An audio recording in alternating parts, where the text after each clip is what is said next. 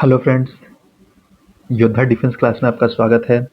आज का टॉपिक है रिप्रोडक्शन सिस्टम, प्रजनन प्रजनन तंत्र। ठीक है, बायोलॉजी। ये मेरा क्लास 5th है। ठीक है, चलिए आइए देखते हैं प्रजनन तंत्र किसको कहते हैं। देखिए, सजीवों द्वारा अपने प्रजाति को बढ़ाने वाली जैविक प्रक्रिया को हम लोग प्रजनन कहते हैं। ठीक है फ्रेंड्स, लाइक शेयर और सब्सक्राइब जरूर कर लीजिए ताकि आपको ऐसी वीडियो मिलते रहे। चलिए देखिए, प्रजनन कितने प्रकार के होते हैं? 2 प्रकार के होते हैं, एक सेक्सुअल होता है और एक असेक्सुअल होता है। सेक्सुअल मतलब क्या होता है या लैंगिक क्या होता है? नर और मादा युग्मक गैमेट्स की आवश्यकता इसमें होती है। नर युग्मक होते हैं, इसमें स्पर्म शुक्राणु होते हैं, और मादा में ओवम या एग अंडाणु होते हैं। इसके एग्जाम्पल क्या है? एनिमल और ह्यूमन। उसी तरह असेक्सुअल अलैंगिक जिसको बोलते हैं, एक युग्मक भाग लेता है, एक पैरेंट होता है। उसका एग्जाम्पल क्या होता है? हाइड्रा होता है। ठीक है, उसका एग्जाम्पल हाइड्रा होता है। देखिए, ह्यूमन रिप्रोडक्शन सिस्टम किस तरह से होता है? सेक्सुअल के बाद स्पर्म और ओवम और आपस में मिलते हैं, फर्टिलाइज करते हैं, निषेचन करते हैं, जिससे जायगोट बनता है। उसके आगे बनता है भ्रूण बनता है और बर्थ होता है बेबी का। ठीक है, चलिए हम लोग इसको थोड़ा सा डीप में देखेंगे। ठीक है, आइए देखते हैं। चलिए इसको हम लोग देखते हैं। प्रजनन तंत्र जो आपको बताएं, ये कितने प्रकार के होते हैं? 2 प्रकार के होते हैं। ठीक है, टाइप ऑफ रिप्रोडक्शन क्या होता है? 2 प्रकार के होते हैं। देखिए, पहले पढ़ते हैं। प्रजनन रिप्रोडक्शन वह जैविक प्रक्रिया है जिसके द्वारा जीव अपने ही जाति के नए जीव उत्पन्न करता है। ठीक है, उसको हम लोग क्या कहते हैं? प्रजनन के प्रोसेस से ये होता है। देखिए, अलैंगिक जो होता है क्या है? इस प्रकार के प्रजनन में केवल एक जनक पेरेंट भाग लेते हैं तथा युग्मक या गैमेट्स का निर्माण नहीं होता है इसमें। अलैंगिक में इसको बोलते हैं असेक्सुअल रिप्रोडक्शन। देखिए, इसकी इसकी विशेषता क्या है? देखिए, एक ही जनक की आवश्यकता होती है, संचित ऑफस्प्रिंग जनक के समान होती है, प्रक्रिया बहुत तेज होती है इसमें, और आनुवांशिक विविधता कम होती है। मतलब देखिए, एक बहुत सारे पौधे जैसे हैं जो हेड्रा सब सेम लगेगा देखने में, तो इसमें क्या है? आनुवांशिक विविधता इसमें कम पाई जाती है। देखिए, इसके प्रकार देखेंगे, ये एग्जाम में डायरेक्ट पूछा जाता है। बाइनरी फ्यूजन द्विखंडन किसे कहते हैं? एक कोशिका 2 समान कोशिकाओं में विभाजित हो जाती है, उसको क्या कहते हैं? बाइनरी फ्यूजन या द्विखंडन कहते हैं। एग्जाम्पल क्या है? अमेबा और पारमेशियम। देखिए, अमेबा कोशिका विभाजन हो जाएगा, 2 नई अमेबा बन जाएगी। देखिए सेकंड में, देखिए बहुखंड मल्टीपल फ्यूजन क्या होता है? एक कोशिका से अनेक नई कोशिका बनती है। उदाहरण क्या है? प्लाज्मोडियम। ठीक है, प्लाज्मोडियम इसका उदाहरण है मल्टीपल फ्यूजन का, याद रखिएगा। तीसरा देखिए, बुडिंग। जनन जनन के शरीर पर एक छोटा कली बर्ड बनती है जो बाद में अलग होकर एक नया प्रजाति बन जाती है। जैसे देखिए हाइड्रा है। ठीक है, मान लीजिए हाइड्रा है और इसमें छोटा सा एक बर्ड बन रहा है। आगे जाके क्या होगा? ये बर्ड अलग हो जाएगा इससे और एक अलग निर्माण कर लेगा, अलग जीव बन जाएगा। ठीक है, तो ये प्रोसेस के थ्रू होता है, बर्डिंग के थ्रू। चलिए आगे देखते हैं। ठीक है, चौथा देखेंगे हम लोग। देखिए, इसका हाइड्रा और यीस्ट इसका एग्जाम्पल हो गया बुडिंग का। हाइड्रा से बर्ड बना, फिर नया हाइड्रा बन गया। देखिए चौथा क्या है? रीजनरेशन। शरीर का कोई भाग अलग होकर नया जीव बना लेता है। उदाहरण क्या है? प्लेनेरिया और स्टारफिश का एग्जाम्पल है। पांचवा देखिए, स्पोर फॉर्मेशन क्या होता है? विशेष बीजाणुओं द्वारा प्रजनन होता है। इसमें राइजोफोरस होता है, जिससे ब्रेड मोल्ड होता है। इसका एग्जाम्पल हो गया। ये पांचवा आपको याद रखना है। इसमें डायरेक्ट एग्जाम्पल पूछ दिया जाता है, कौन सा में है उसका एग्जाम्पल पूछ देगा, तो आपको बताना है। चलिए, अब जो मनुष्य क्या होता है? लैंगिक होता है, प्रजनन करता है। ठीक है, सेक्सुअल रिप्रोडक्शन करता है। देखिए, इस प्रकार के जनन में क्या होता है? नर और मादा जनन दोनों भाग लेते हैं तथा नर और मादा युग्मकों के संलयन फर्टिलाइजेशन से नई नई संतति बनती है, नई जीव का निर्माण होता है। ठीक है, देखिए इसमें विशेषता क्या है? 2 जनकों का आवश्यकता होती है, इसमें युग्मकों का निर्माण भी होता है, आनुवांशिक विविधता अधिक होती है। आनुवांशिक विविधता अलग होती है। देखिए, एक माँ बाप का, ठीक है, एक माँ बाप का 2 बेटा, 2 बच्चा। देखिए, दोनों का शक्ल अलग रहेगा, बोलने का तरीका अलग रहेगा, चाल सब अलग रहेगा। तो क्यों होता है? ये आनुवांशिक विविधता के कारण होता है। तो देखिए, विकास और अनुकूलन में सहायक होता है। विकास और अनुकूलन में सहायक होता है। देखिए प्रक्रिया क्या है इसका? नर युग्मक स्पर्म हो गया, मादा युग्मक हो गया ओवम, दोनों मिलेगा, फर्टिलाइज करेगा, निषेचन करेगा, फिर उसके बाद जाइगोट बनाएगा, फिर एम्ब्रायो बनाएगा, भ्रूण बनाएगा, नए जीव का निर्माण हो जाएगा। ठीक है, उदाहरण देखिए, उदाहरण में इसका एग्जाम्पल क्या है? मनुष्य हो गया, मेढक हो गया, पक्षी हो गया, और अधिकांश पौधे ये इसमें आते हैं। चलिए हम थोड़ा सा क्वेश्चन क्विक रिवीजन कंपेयर कर ले दोनों में। अलैंगिक और लैंगिक क्या होता है, अंतर क्या है दोनों में? इसमें एक जनक होता है, इसमें 2 जनक होता है। इसमें युग्मक नहीं बनते हैं, इसमें युग्मक बनते हैं। विविधता कम होती है, इसमें विविधता अधिक होती है। प्रक्रिया तेज होती है, इसमें इसमें प्रतिक्रिया बहुत धीमी होती है। इसका एग्जाम्पल क्या है? अमोबा और हाइड्रा हो गया, और इसका एग्जाम्पल लैंगिक का मानव, पौधा और पशु। ठीक है, चलिए अब इसमें कुछ प्रश्न देख लेते हैं। प्रजनन के मुख्य प्रकार कितने होते हैं? 2 अलैंगिक एवं 1 लैंगिक होता है। 2 प्रकार के प्रजनन होते हैं, एक लैंगिक और अलैंगिक होता है। ठीक है, दूसरा क्या है? एमोबा में कौन सा प्रजनन होता है? तो बाइनरी फ्यूजन होता है, द्विखंडन होता है। हाइड्रा में कौन सा प्रजनन होता है? हाइड्रा में तो ब्रूडिंग होता है। चौथा क्वेश्चन देखिए, मानव में कौन सा प्रजनन होता है? तो लैंगिक प्रजनन होता है। और पांचवा आखिरी क्वेश्चन देख लीजिए। देखिए, अनुवांशिक विविधता किस प्रजनन से में अधिक होती है? तो लैंगिक प्रजनन में होती है। अनुवांशिक विविधता किस में अधिक होती है? तो लैंगिक प्रजनन में होती है। ये जस्ट बताए थे आपको। ये थोड़ा आगे देख लेते हैं, इसको तो समझते हैं। फेज ऑफ रिप्रोडक्शन क्या होता है? ठीक है, फेज ऑफ प्रजनन की अवस्थाएं क्या क्या है? मानव प्रजनन को मुख्यतः निम्न चरणों में समझाया जा सकता है। देखिए, ये चरण कौन से हैं? पहला है गैमेटोजेनेसिस। गैमेटोजेनेसिस युग्मक निर्माण। देखिए, नर शुक्राणु स्पर्म का निर्माण कहाँ होता है? टेस्टिस में होता है, वृषण में होता है। दूसरा क्या है? मादा का अंडाणु, ओवम या एग का निर्माण कहाँ होता है? ओवरी में होता है। ये हो गया, क्या हो गया? गैमेटोजेनेसिस होता है इसमें। नर और मादा का स्पर्म और ओवम का निर्माण होता है। कहाँ पे? टेस्टिस में होता है। ये क्वेश्चन पूछा था, स्पर्म का निर्माण कहाँ होता है? टेस्टिस में। और ओवम का निर्माण कहाँ होता है? अंडाणु का ओवरी में होता है। आपको डायग्राम में भी बताएंगे। तो देखिए, इंसिनिमेशन क्या होता है? वीर्य का स्थानांतरण कैसे होता है? संभोग के दौरान पुरुष के शुक्राणु स्त्री के योनि मतलब वेगाइना में प्रवेश करते हैं, उसको क्या कहते हैं? इंसीमिनेशन कहते हैं। ठीक है। तीसरा देखिए, फर्टिलाइजेशन क्या होता है? निषेचन क्या होता है? अंडवाहिका फ्लोपियन ट्यूब में एक शुक्राणु और अंडाणु मिलकर क्या बनाते हैं? जाइगोट बनाते हैं, उसको फर्टिलाइजेशन कहते हैं। चौथा देखिए, क्लेवरेज एंड एम्ब्रायोनिक डेवलपमेंट। भ्रूण का विकास कैसे होता है? युग्मनज लगातार विभाजित होता है। कैसे? ओवम स्पर्म आपस में मिले, जाइगोट बना, जाइगोट से मोरोला बना, ब्लास्टोक्रेसिस बना, फिर इम्प्लीमेंटेशन रोपण हो जाता है। देखिए, इम्प्लीमेंटेशन क्या होता है? पांचवा रोपण जिसको बोलते हैं। ब्लास्टोसिस्ट गर्भाशय उतरस की भीतरी परत में जाकर चिपक जाता है, और इसे इम्प्लीमेंटेशन कहते हैं। वो पोषण के लिए क्या होता है? उतरस में जाकर चिपक जाता है, गर्भाशय में जाकर चिपक जाता है, और वहीं पे वो 9 महीने तक रहता है, और वहाँ उसका पोषण होते रहता है, वहाँ से उसका पोषण होता है। ठीक है, ये हो गया इम्प्लीमेंटेशन। अब छठा देखिए क्या है? गेस्टेशन क्या होता है? गर्भावस्था क्या होता है? भ्रूण एम्ब्रायो जो है का विकास लगभग 9 महीने मतलब 280 दिन तक गर्भाशय में ही होता है। इस अवधि में को गेस्टेशन पीरियड कहते हैं। इस अवधि को 9 महीने का जो अवधि को होता है उसको क्या बोलते हैं? साइंटिफिक में क्या बोलते हैं? उसको हम लोग गेस्टेशन पीरियड कहते हैं। याद रखिएगा, इसका पॉइंट एग्जाम में पूछा जाता है। देखिए, सातवां क्या होता है? प्रवास कैसे होता है? पास्चुरेशन कैसे होता है? देखिए, गर्भकाल पूरा होने पर शिशु का जन्म होता है, इसे पास्चुरेशन या चाइल्ड बर्थ भी कहते हैं। ठीक है, एग्जाम्पल में इसका और क्या होता है? चाइल्ड बर्थ भी होता है। ठीक है, आसान ट्रिक में देखते हैं, एग्जाम पॉइंट व्यू से जो समझते हैं। तो गैमेटोजेनेसिस होता है, उसका इंसीमेशन होता है। ठीक है, फर्टिलाइजेशन होता है, उसका क्लीवरेज होता है, इम्प्लीमेंटेशन होता है, रोपण, गेस्टेशन होता है, और पास्चुरेशन होता है। ये पूरा फॉर्म है, इसको अरेंज करने के लिए दे देगा, अरेंज करने के लिए दे देगा। ठीक है, इसको याद रखिएगा सिस्टमैटिक वे से, ताकि आराम से आप कर लेंगे। चलिए अब डायग्राम देखिए। ये टेस्टिस हो गया, टेस्टिस से क्या नहीं बना? स्पर्म बना। ओवरी से क्या बना? ओवम बना, अंडाणु बना, दोनों क्या किया? फर्टिलाइज कर गया। ये फर्टिलाइज करने के बाद क्या होगा? जाइगोट बनेगा, जाइगोट का मोरला बनेगा, ब्लास्टोक्रेस्टिस बनेगा, उसके बाद इम्प्लीमेंटेशन होगा। ठीक है, फिर एम्ब्रायो फेटस में आएगा, गेस्टेशन होगा, और फिर बर्थ हो जाएगा। ठीक है, देखिए इस तरह से है इसका प्रोसेस। ठीक है, तो आशा करते हैं आपको समझ में आ गया होगा। फेज ऑफ रिप्रोडक्शन जो मैंने बताया, पूरा कहानी उसको बता दिया। गैमेटोजेनेसिस में देखिए युग्मक निर्माण होता है, स्पर्म और ओवम का क्या होता है? यहाँ पे निर्माण होता है। ठीक है, इसमें क्या होता है? देखिए, निर्माण शुरू होता है कब? किशोरावस्था में, 11 से 12 वर्ष में स्टार्ट होता है।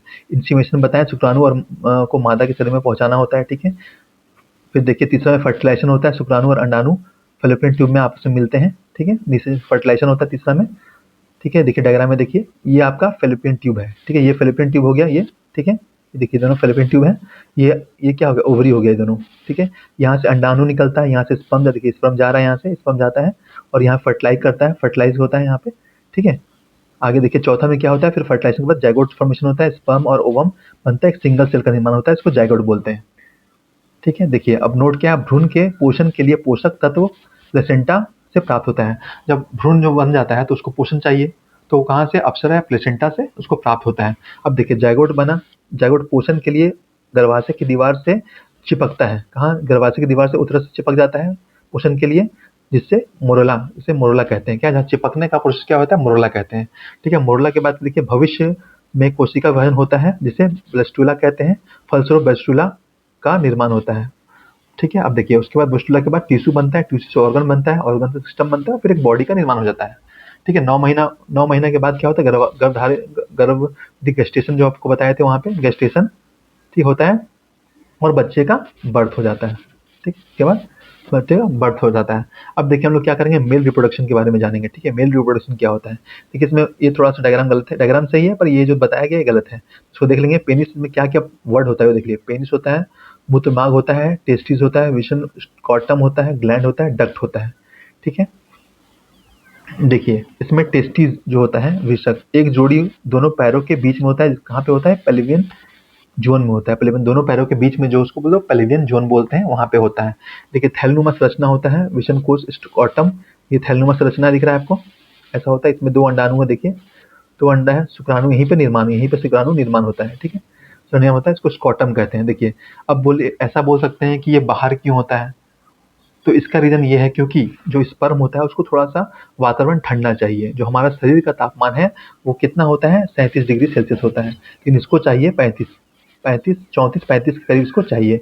ठीक है, इस स्पर्म बनने के लिए। तो इसलिए थैलनुमा संरचना जो स्कॉटम बोलते हैं वो बाहर होता है। क्यों, देखिए यहाँ पे लिखा हुआ है विषण हमारे शरीर पे बाहर उपस्थित होता है क्योंकि शुक्राणु के निर्माण में अनुकूल तापमान 34 से 35 डिग्री सेल्सियस होना चाहिए होता है, जो कि मानव के शरीर के तापमान से थोड़ा कम होता है, इसलिए उसको बाहर बाहर प्रकृति ने इसे बाहर रखा है। देखिए विषण में शुक्राणु जनन नालिका जो सेमीफेरस ट्यूबल्स होता है पाए जाते हैं, जहाँ शुक्राणु का निर्माण होता है। इसमें 3 कोशिकाएं पाई जाती है। अब कौन कौन कोशिका पाई जाती है, देखिए एक पहला है जर्म सेल, शुक्राणु का निर्माण होता है। सेटॉयल सेल होता है, शुक्राणु का पोषण करता है ये। ठीक है, और तीसरा लैंडिंग सेल जहाँ पे इसको मूव करने का देता है, टेस्टोस्टेरोन हार्मोन होता है। देखिए एंड्रोजन क्या होता है, एंड्रो से हम बताए थे कि मेल से डिपेंड करेगा, मेल ताकतवर होता है तो एंड्रोजन हार्मोन का निर्माण होता है। देखिए स्पर्म से क्या, टेस्टिस नालिका जर्म सेल। अब देखिए एक चीज और बताते हैं, जैसे ये आपका मान लीजिए अंडाणु है। ठीक है, अंडा, ये आपका अंडा है। ठीक है, टेस्टिस है, इसके अंदर देखिए स्पर्म छोटा स्पर्म, तो ये क्या अपरिपक्व है, इमैच्योर है। क्यों ये इमैच्योर है, तो ये यहाँ से निकल के यहाँ पे आएगा, इस जगह पे आएगा। ठीक है, इस जगह पे, और ये परिपक्व हो जाएगा। उसके बाद देखिए यहाँ से वैस डिफरेंस शुक्र वाहिका के थ्रू ये निकलता है। मैच्योर स्पर्म को विषम से बाहर निकालने की एक नलिका ये होती है, इसको क्या बोलते हैं, वैस डिफरेंस, इसको नलिका कहते हैं। यहाँ पे परिपक्व होता है, ठीक है, स्पर्म, और यहाँ पे अपरिपक्व होता है, इस जगह पे अपरिपक्व होता है। चलिए देखिए जब स्पर्म को बाहर लाने वाली शुक्रवाहिका को काट दिया जाता है ना, तो इसे नसबंदी कहते हैं। पुरुषों में नसबंदी को वैसेक्टोमी कहते हैं, नसबंदी। देखिए कैसे करके, ये देखिए ये आपका हो गया। ठीक है, टेस्टिस, यहाँ से स्पर्म बना, परिपक्व, यहाँ पे अपरिपक्व है, यहाँ पे परिपक्व हुआ, यहाँ से ये वैस डिफरेंस के थ्रू आता है। तो अगर इसी को अगर हम कट कर देंगे ना ऐसे, तो ये क्या हो जाएगा, नसबंदी कहा जाएगा, वैसे टोमी कहते हैं इसको, कहते हैं। ठीक है, देखिए मूत्राशय, ये मूत्राशय हो गया, प्रोटेस्ट ग्रंथि हो गया, सिट्रिक अम्ल, ये क्या करता है, शुक्राणु गति करता है। ये पेनिस है, देखिए मूत्राशय का मार्ग है। देखिए एक ही मार्ग होता है, मनुष्य जो मेल रिप्रोडक्टिव सिस्टम है, इसमें एक ही मार्ग से यूरिन भी निकलता है और स्पर्म भी निकलता है। ठीक है, देखिए स्पर्म क्या है, चिपचिपा पदार्थ होता है लिक्विड का, प्लस म्यूकस मिलता है चिपचिपा पदार्थ में। फिर फ्रुक्टोज क्या होता है, पोषण देता है। फ्रुक्टोज जो है वो उसको पोषण देता है। और सिट्रिक अम्ल क्या होता है, सिट्रिक एसिड उसको गति प्रदान करता है और सीरम बनता है, वीर्य बनता है। ठीक है, चलिए इसको थोड़ा सा हम डीप में देखेंगे, इसमें थोड़ा सा और अच्छे से क्लियर करेंगे आपको। चलिए आइए हम लोग थोड़ा सा डीप में देखते हैं मेल रिप्रोडक्टिव सिस्टम क्या होता है। ठीक है, देखिए डायग्राम है ये, आपको बस आप एक जगह इसको देख लीजिए। ठीक है, इसको हम थोड़ा सा डिस्क्राइब करेंगे, आपको उसका समझाएंगे।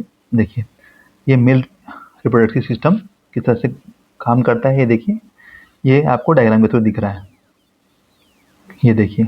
ठीक है, अब ये जो जितना भी इसका वर्ड है ना, ये अगर वर्ड हमको समझ में आ जाए ना, तो ये आपको पूरा डायग्राम अच्छे से क्लियर हो जाएगा, कैसे क्या क्या हो रहा है। क्योंकि ये वर्ड मेन ही है, ये वर्ड इसका समझ में आ गया, सब समझ में आ जाएगा, पूरा रिप्रोडक्टिव सिस्टम मेल का पूरा क्लियर हो जाएगा। चलिए हम लोग पहले वर्ड को देखते हैं, समझते हैं पहले ये वर्ड क्या कर रहा है। देखिए मेल रिप्रोडक्टिव सिस्टम क्या हो रहा है, पुरुष प्रजनन तंत्र का मुख्य कार्य क्या है, शुक्राणु स्पर्म का निर्माण, पोषण, संग्रह तथा स्त्री जनन तक तंत्र तक पहुंचाना है। ये काम होता है पुरुष प्रजनन तंत्र का मुख्य कार्य। ठीक है, देखिए अब इसमें पहला वर्ड देखेंगे टेस्टी, जिसको विषणु कहते हैं। यह क्या कहता है, यह शुक्राणु का निर्माण का मुख्य अंग है, ये निर्माण करता है। फिर देखिए अंडकोश, स्कॉटम, में स्थित होता है। और ये कहाँ पे स्थित होता है? ये टेस्टिस ये स्कॉटम में स्थित होता है। देखिए ये कौन सा स्कॉटम है? ये वाला जो दिख रहा है आपको, ये इसमें स्थिर होता है, स्थिर रहता है। तो देखिए अब इसमें क्या है, टेस्टोस्टेरोन हार्मोन जो का स्राव यही करता है। टेस्टोस्टेरोन हार्मोन का स्राव करता है कौन? टेस्टिस, वृषण ही करता है। ये आपको तीनों पॉइंट याद होना चाहिए। यह शुक्राणु का निर्माण करता है, करने वाला अंग है। ये जो है टेस्टिस कहाँ पे रहता है? अंडकोश में रहता है। ठीक है, टेस्टोस्टेरोन हार्मोन का स्राव भी करता है। अब देखिए कार्य क्या है, शुक्राणु बनाना, इसको स्पर्मेटोजेनिस कहते हैं। और पुरुष पुरुष का लक्षण जो होता है, पुरुष में जो लक्षण होता है, आवाज मोटा होना, दाढ़ी आना, ठीक है, और जो भी पुरुष का एक लक्षण होता है मर्दांगी होना, वो किसके थ्रू होता है? ये टेस्टिस के थ्रू ही होता है। अब देखिए दूसरा क्या है, अंडकोश देखेंगे, त्वचा की थैली जिसमें वृषण स्थिर रहता है। अभी आपको बताएं, देखिए वृषण का तापमान शरीर के तापमान से 2 से 3 सेंटीग्रेड कम बनाए रखता है ये, ठीक है। अब देखिए कम तापमान शुक्राणु निर्माण के लिए आवश्यक है, कम तापमान में ही शुक्राणु का निर्माण हो सकता है। अब तीसरा वर्ड देखेंगे, एपिडायमेसिस क्या होता है? अधिवृषण क्या होता है? वृषण के ऊपर कुंडली नली होता है, वृषण के ऊपर एक कुंडलित नदी होता है। यह शुक्राणु परिपक्व मैच्योर होता है। यहाँ पे क्या, शुक्राणु परिपक्व या मैच्योर होता है। शुक्राणु का अस्थायी भंडारण भी यहीं पे होता है। शुक्राणुओं का अस्थायी मतलब स्थायी नहीं है, अस्थायी भंडारण भी होता है। जिससे मैच्योर, एक बार बताए थे आपको कि मैच्योर होता है स्पर्म होता है, एक इमैच्योर होता है। तो जो नीचे जहाँ टेस्टिस में जो बन रहा है अंदर में, वो क्या है? वो अमैच्योर है, मतलब मैच्योर नहीं है। लेकिन जब वो अधिवृषण में आता है, कुंडली वाला जैसा है, तो वहाँ पे क्या होता है? ये परिपक्व हो जाता है। देखिए हम डायग्राम में आपको दिखा देते हैं, क्लियर हो जाएगा आपको अच्छे से। देखिए यहाँ पे ये दिख रहा है आपको, ये इसका जो ये टेस्टिस है, वृषण है, उसको काटा हुआ है। अब ये कुंडली वाला भाग दिख रहा है ये आपको, ये यहाँ पे परिपक्व शुक्राणु यहाँ पे होता है, इसी को हम लोग कहते हैं। तो ये देखिए आपको समझ में आ गया, ये हो गया, ठीक है, इसको ही बोलते हैं हम लोग। ठीक है, तो चलिए आके देखते हैं, यहाँ पे कहीं पे दिया हुआ डायग्राम में वो, हाँ देखिए ये है ना, ये दिख रहा है आपको, एपिडर्मिस इसी को बोलते हैं। ये कुंडली वाला जो दिख रहा है यहाँ पे, इसी को बोलते हैं। चलिए आगे बढ़ते हैं, ये समझ में आ गया। ऊपर कुंडली वाला नली होता है या शुक्राणु परिपक्व मैच्योर होता है, शुक्राणु का अस्थायी भंडारण यहीं पे होता है। अब देखिए वैस डिफरेंस क्या होता है, तो ये क्या है, अधिवृषण से शुक्राणुओं को आगे ले जाने वाली नली होती है, शुक्राणु का परिवहन करती है, परिवहन की तरह काम करती है, ठीक है, शुक्राणु को परिवहन करती है, ठीक है। इसी को अगर हम ऐसे कट कर देंगे तो क्या होता है? नसबंदी होता है, मैंने बताया था आपको। चलिए आगे देखिए, पांचवा देखिए, ये क्या है? सेमिनियल वेसिकल्स, जिसको बोलते हैं वीर्य पुटिकाएं बोलते हैं। देखिए फ्रुक्टोज युक्त द्रव बनाती है, ये फ्रुक्टोज ये पोषण देता है उसको, जो आपका स्पर्म उसको पोषण देता है, ठीक है, शुक्राणुओं को। तो फ्रुक्टोज युक्त द्रव बनाता है कौन? ये वीर्य पुटिकाएं। देखिए दूसरा देखिए, यह द्रव शुक्राणुओं को ऊर्जा प्रदान करता है, ठीक है। और क्या है? सीमन, वीर्य का अधिकांश भाग यहीं से बनता है। कहाँ से? अधिकांश भाग जो वीर्य का बनता है वो सेमिनल वेसिकल से ही बनता है। चलिए छठा देखेंगे, क्या है? प्रोस्टेट ग्लैंड किसको बोलते हैं? देखिए क्षारीय द्रव बनाती है, अल्कलाइन द्रव बनाती है, शुक्राणुओं की सक्रियता बढ़ाती है। इसी के थ्रू शुक्राणु क्या होता है, जो पीछे कटलता है उसकी तरफ मूव करता है आगे, ठीक है। अम्लीय वातावरण को से सुरक्षित बनाती है। जो आपका जो मेल में जो जैसे मान लीजिए मूत्र निकल रहा है, उसमें तो आपका एसिडिक होता है, तो उससे बचाने के लिए ये अम्लीय क्या बोलता है, क्षारीय द्रव बनाती है, जिससे अम्लीय अम्लीय वातावरण से सुरक्षा देती है। ये प्रोस्टेट ग्लैंड इसको सुरक्षा देती है, किसको? स्पर्म को। चलिए सातवां देखेंगे, ये है क्या? कोपर ग्लैंड किसको बोलते हैं? कोपर ग्रंथि किसको बोलते हैं? देखते हैं, चिकना द्रव लुब्रिकेंट फ्लूइड बनाती है, मूत्र मार्ग को साफ और चिकना बनाती है, जिससे स्पर्म आराम से मूव कर पाए। देखिए अब आगे आठवां देखते हैं, मूत्र मार्ग उत्तरा क्या होता है? मूत्र और वीर्य दोनों को निकलने वाला ये मार्ग होता है। मनुष्य में जो है ना, मेल में एक ही नली होती है जिसमें से आपका मूत्र भी बाहर निकलता है और वीर्य भी बाहर निकलता है, लेकिन फीमेल में अलग होता है, दोनों का अलग होता है, ठीक है। तो उसको हम लोग आगे पढ़ेंगे। चलिए देखते हैं, इसमें लिंग पेनिस के अंदर ही स्थित होता है। ये जो ये मूत्र मार्ग है, पेनिस के अंदर ही स्थित रहता है। अब देखिए नौवां देखिए, पेनिस लिंग क्या है? सहवास का अंग होता है ये, ठीक है। वीर्य को स्त्री जनन तंत्र तक पहुंचाता है, इसका ये काम है, पेनिस का ये काम होता है। चलिए अब हम लोग शॉर्ट डायग्राम में देख लेंगे शुक्राणु का मार्ग कैसे होता है, पाथ ऑफ स्पर्म देख लेंगे। जैसे टेस्टिस में बना, फिर इपीडीमेसिस में क्या परिपक्व हुआ, वेस डिफरेंस की तरह एक रोड की तरह का काम कर रहा है ये, ठीक है, रोड की तरह काम कर रहा है। उसमें मूव किया, इजेक्टरी डक्ट में आया, फिर उथरा में आया, ठीक है, फिर पेनिस के थ्रू आउटसाइड बॉडी। ठीक है, एग्जाम ओरिएंटेड पॉइंट देख लेंगे। शुक्राणु का निर्माण कहाँ होता है? टेस्टिस में होता है। ठीक है, शुक्राणु परिपक्व कहाँ होता है? एपिडेमिस में होता है। शुक्राणु परिवहन कौन करता है? Vast difference. एकदम सेम क्वेश्चन ऐसे पूछ देता है कि शुक्राणु का परिवहन कौन करता है, तो आपको आंसर देना है वेस्ट डिफरेंस। ठीक है, फ्रुक्टोज स्राव कहाँ से होता है? तो फ्रुक्टोज का स्राव कहाँ से होता है? सेमिनियल वेसल से होता है। देखिए, क्षारीय द्रव स्राव कहाँ से होता है? प्रोस्टेट ग्लैंड से होता है। तापमान नियंत्रण कौन करता है? स्कॉटम करता है। ये सब क्वेश्चन डायरेक्ट एग्जाम में पूछा हुआ है, तो आप इससे से इसको आराम से पढ़ सकते हैं। ठीक है, चलिए आगे हम लोग देख। तो आशा करते हैं आपको मेल रिप्रोडक्टिव सिस्टम अच्छे से समझ में आ गया होगा। अब हम लोग आगे चलेंगे, फीमेल रिप्रोडक्शन सिस्टम में चलेंगे। ठीक है, कैसे होता है देखिए, ओवरी में क्या क्या पार्ट होता है ये देख लेते हैं। ओवरी होता है, देखिए ये ओवरी हो गया। ठीक है, अंडाशय जिसको बोलते हैं। फिलिपियन ट्यूब ये वाला हो गया। ठीक है, फिलिपियन ट्यूब ये है। ठीक है, अब देखिए यहाँ पे वेजाइना, योनि जिसको बोलते हैं, ये गलत डायग्राम में बना हुआ थोड़ा सा, ये हो जाएगा योनि। एक मिनट अलग से देख लेते हैं, थोड़ा सा अच्छे से समझ में आ जाएगा। देखिए योनि का है ये वाला होगा। ठीक है, ये योनि है। ठीक है, उतरस गर्भाशय क्या होता है? यहाँ पे होता है। ठीक है, और सर्विक्स ठीक है सही दिया है, और ग्लैंड, ग्लैंड इधर होता है। ठीक है, इधर हो जाता है, ये गलत है थोड़ा सा डायग्राम। बाकी आप पॉइंट याद कर लीजिए, वर्ड याद, ओवरी है, फिलिपियन ट्यूब है, वेजाइना हो गया, यूट्रस हो गया, सर्विक्स हो गया, ग्लैंड। अब इसको हम अच्छा से समझेंगे। देखिए एक चीज समझ लीजिए, यहाँ से जो अंडाणु निकलता है ना, अंडाणु, अंडा ओवम जो निकलता है, एक जो निकलता है, और यहाँ से देखिए इस पर अंदर जा रहा है, ये दोनों कहाँ पे? फिलिपियन ट्यूब है ये। यहाँ पे ये लोग फर्टिलाइजेशन करेंगे और फिर यहाँ के प्लेसेंटा में आके यहाँ पे चिपक जाता है। ठीक है, यहीं से इसका पोषण होता है, और यहीं पे 9 महीने यहीं पे रहता है। उसके बाद बर्थ होता है, इसी इसी के थ्रू यहाँ से बर्थ होता है, बच्चे का जन्म होता है। ठीक है, तो हम लोग थोड़ा सा आगे चलेंगे, थोड़ा सा इसको देख लेते हैं क्या बोल रहा है नोट में। अंडाणु शुरुआत में अंडाशय में परिपक्व अवस्था में होता है, इस समय इसे ग्रेफिन फ्लोबियन कहते हैं। देखिए गर्भाशय की दीवार पर 3 परत होती है, एक एंड्रोमेट्रियम, मायोमेट्रियम और पेरीमेट्रियम। ठीक है, देखिए चलिए हम थोड़ा सा डीप में समझते हैं फीमेल रिप्रोडक्टिव सिस्टम को। चलिए आते हैं, देखिए फीमेल रिप्रोडक्टिव सिस्टम देखते हैं हम लोग। ये देखिए डायग्राम हो गया, इसमें से थोड़ा समझ जाइए क्या है। देखिए ये यहाँ पे हो गया ओवरी। ठीक है, ये फिलिपियन ट्यूब हो गया। देखिए स्पर्म यहाँ से जा रहा है, इंटर कर रहा है, दिख रहा है आपको व्हाइट व्हाइट छोटा छोटा सांप जैसा दिख रहा है। और देखिए यहाँ पे जाके फर्टिलाइज कर रहा है। ठीक है, फिलिपियन ट्यूब में फर्टिलाइज कर रहा है। ठीक है, फिर यहाँ पे आके चिपकता है। ठीक, और यहीं से पोषण होता है। तो चलिए देखते हैं इसको वर्ड के बारे में देखते हैं। देखिए स्त्री प्रजनन तंत्र फीमेल रिप्रोडक्टिव सिस्टम का मुख्य कार्य क्या है? अंडाणु, ओवम, एग का निर्माण करना। ठीक है, निषेचन फर्टिलाइजेशन के लिए उपयुक्त वातावरण प्रदान करना, भ्रूण एम्ब्रायो का विकास करना, और शिशु के जन्म तक उसकी सुरक्षा करना।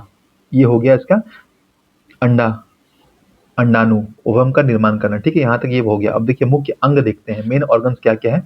पहला देखिए ओवरी होता है। क्या स्त्री में 2 अंडाशय होते हैं? अंडाणु का निर्माण करता है, यहाँ पे ओवरी में होता है। और यहाँ पे 2 हार्मोन निकलते हैं, एक एस्ट्रोजन हार्मोन होता है, प्रोजेस्टेरोन हार्मोन का यहाँ पे स्राव होता है। अब कार्य क्या है? अंडाणु बनाना होता है इसमें, ठीक है, ओवरी में, और मासिक धर्म चक्र को नियंत्रण करना इसी का काम है, ओवरीज का काम है। ठीक है, अंडाशय का काम है। अब देखिए दूसरा देखेंगे, फिलोपियन ट्यूब आपको बताए थे, और फिलोपियन ट्यूब के बारे में देखिए, अंडवाहिका नलिका इसको बोलते हैं। अंडाशय और गर्भाशय को जोड़ता है, अंडाशय और गर्भाशय को ये जोड़ता है। अंडाणु को गर्भाशय तक पहुंचाता है, अंडाणु को गर्भाशय तक पहुंचाता है। ठीक है, अब देखिए क्या है, निषेचन फर्टिलाइजेशन समानता यहीं पे होता है फिलिपियन ट्यूब में। अब देखिए महत्वपूर्ण तथ्य क्या है, fertilization occurs in the fallopian tube, याद रखिएगा इसको। देखिए गर्भाशय क्या है, तीसरा नाशपाती के आकार का होता है। ठीक है, पेशी अंग है। भ्रूण का विकास का स्थान यहीं पे, भ्रूण यहीं पर विकसित होता है भ्रूण। अब देखिए इसका कार्य क्या है, इम्प्लीमेंटेशन, रोपण होता है। ठीक है, यहाँ पे आके चिपकता है, और यहीं पे पोषण होता है भ्रूण का पोषण यहीं पे होता है, गर्भावस्था का संरक्षण करता है। देखिए सर्विक्स क्या होता है, गर्भाशय ग्रीव क्या होता है। गर्भाशय का सकरा निचला भाग है, गर्भाशय और योनि को जोड़ता है, गर्भाशय और योनि को जोड़ता है सर्विक्स। ठीक है, कार्य क्या है इसका देखिए, प्रवास के समय फैल जाता है ये, और संक्रमण से सुरक्षा प्रदान करता है। वेजाइना क्या है, देखिए पेशी नली जो गर्भाशय को बाहरी भाग से जोड़ती है। वेजाइना क्या है, पेशी नली है जो गर्भाशय को बाहरी भाग से जोड़ती है। कार्य क्या है, जब सहवास का अंग है, जन्म मार्ग, बर्थ कैनल, यहीं से बच्चा बाहर आता है। मासिक धर्म का रक्त का निष्कासन भी यहीं से होता है, वेजाइना से ही होता है। अब देखिए सरल चित्र में समझेंगे क्या, ओवरी, ठीक है, यहाँ से अंडाणु निकला, फिलोपियन ट्यूब में फर्टिलाइजेशन करेगा। ठीक है, और जाके उधर में गर्भाशय में चिपक जाएगा सर्विक्स। ठीक है, और फिर वेजाइना से बाहर आ जाएगा, निषेचन से जन्म तक। देखिए ओवरी से एग निकला, फिलिपियन ट्यूब में गया, वहां से फर्टिलाइज किया, जाइगोट बना, फिर मरूला बना, ब्लास्टोकास्ट बना, इम्प्लीमेंटेशन यूटेरस में हुआ, एम्ब्रायो बना, उसके बाद फ्यूटस और फिर बर्थ हो जाएगा बच्चे का। देखिए एग्जाम ओरिएंटेड क्वेश्चन देखते हैं। अंडाणु का निर्माण कहाँ होता है? ओवरी में होता है। निषेचन सामान्य कहाँ होता है? फैलोपियन ट्यूब में होता है। भ्रूण का विकास कहाँ होता है? उटरस में होता है। जन्म मार्ग किसे कहते हैं? वेजाइना को कहते हैं।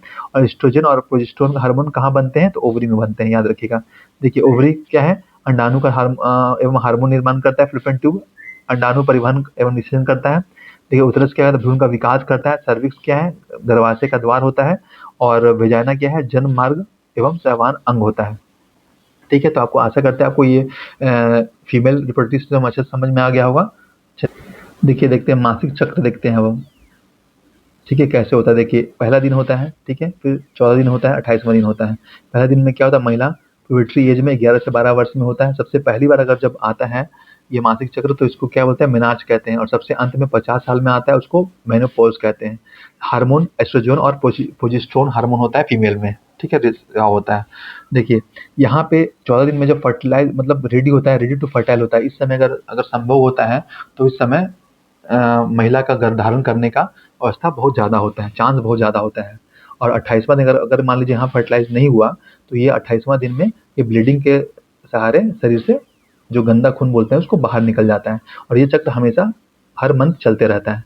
ठीक है, तो ये हो गया। अब देखिए, अब ये जैसे हम मेल में नसबंदी होता है वैसे फीमेल में भी नसबंदी होता है। यहाँ क्या होता है? जो फेलोपियन ट्यूब है ना, यहाँ से कट कर देते हैं दोनों साइड से। तो इससे क्या होता है कि महिलाओं में नसबंदी के लिए फेलोपियन ट्यूब को बांधते हैं, जिससे क्या कहते हैं? ट्यूब को टोमी कहते हैं। ठीक है, वो टोमी कहते हैं। अब देखिए एक और प्रोसेस होता है IVF, इन वर्टो फर्टिलाइजेशन, कास्ट इनिशिएशन बोलते हैं।